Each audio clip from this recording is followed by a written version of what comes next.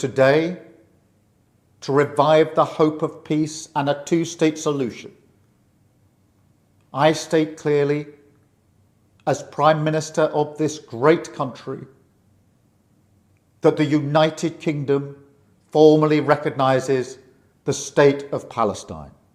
In the face of the growing horror in the Middle East, we are acting to keep alive the possibility of peace and a two-state solution. That means a safe and secure Israel alongside a viable Palestinian state. At the moment, we have neither.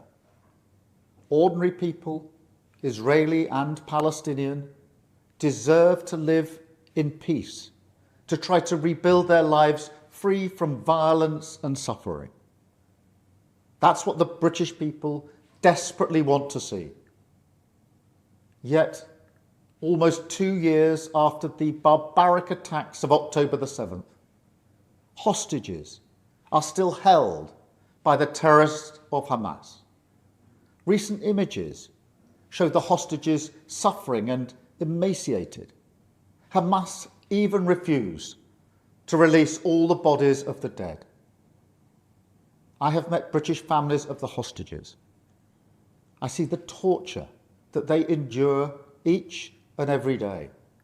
Pain that strikes deep in people's hearts across Israel and here in the United Kingdom. The hostages must be released immediately, and we will keep fighting to bring them home. Let's be frank.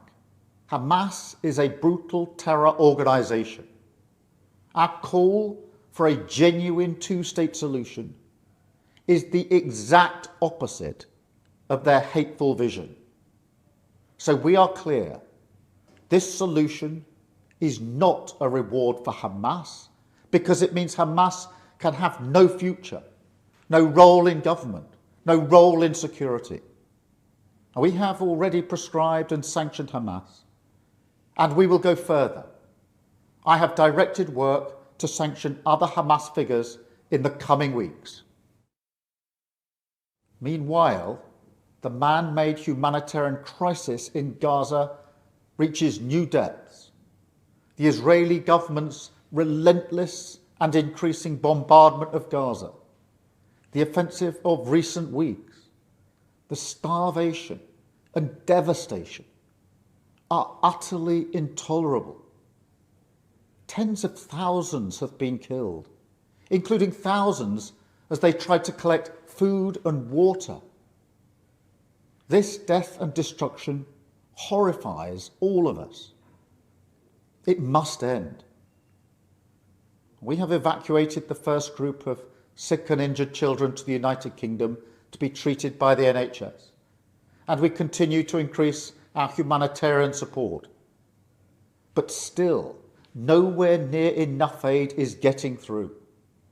We call again on the Israeli government to lift the unacceptable restrictions at the border, stop these cruel tactics, and let the aid surge in. We will keep driving this forward. As part of this effort, I set out in July the terms upon which we would act in line with our manifesto to recognise Palestinian statehood. That moment has now arrived.